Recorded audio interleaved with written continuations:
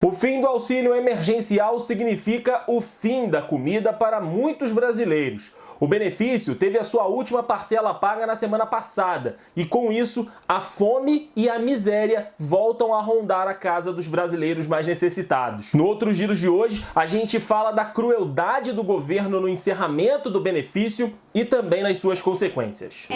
Muito cuidado quando você for chamar uma outra pessoa.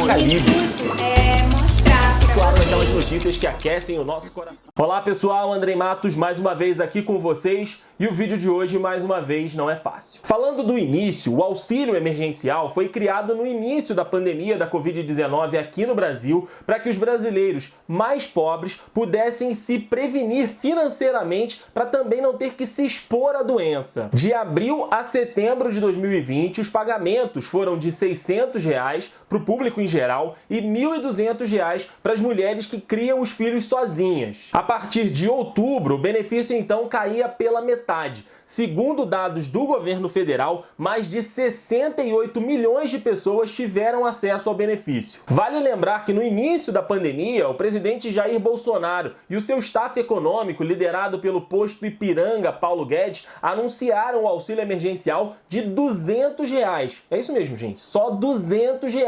E esse valor acabou sendo aumentado no Congresso.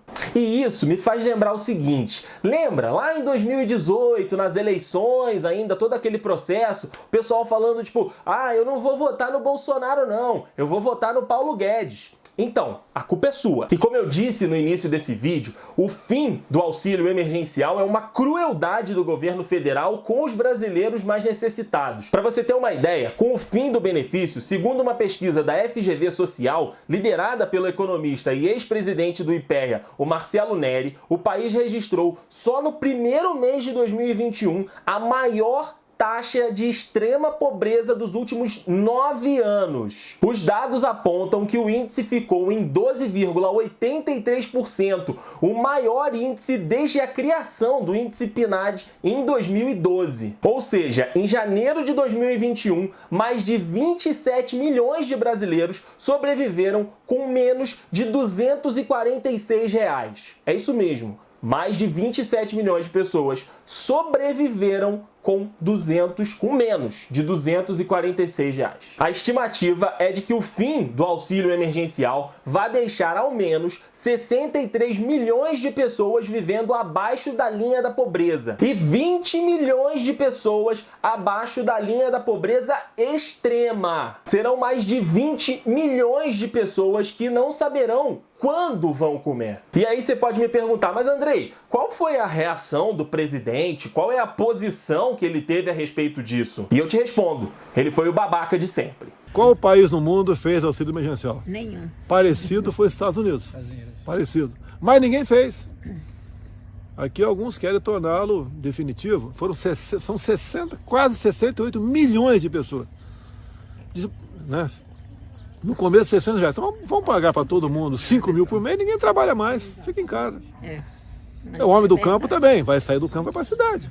Quer ver quem vai produzir. E eu quero aqui fazer um comentário rápido sobre essa declaração do presidente Bolsonaro.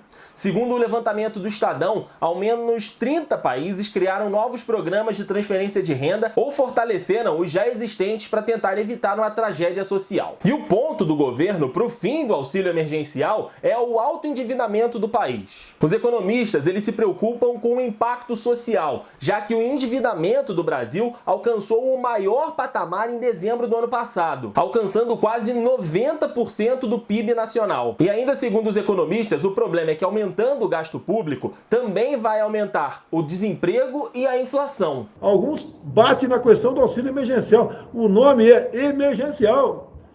A nossa capacidade de endividamento chegou ao limite. Ficamos 5 meses com 600 reais e depois 4 meses com 300 reais. Lamento, o pessoal quer que continue, vai quebrar o Brasil. Vem inflação, descontrole da economia, vem um desastre atrás disso aí e todo mundo vai pagar caríssimo. Que esquisito, né? Essa questão de a ajuda para os mais pobres é que vai acabar quebrando o Brasil quando a gente tem esse monte de coisa aqui, ó.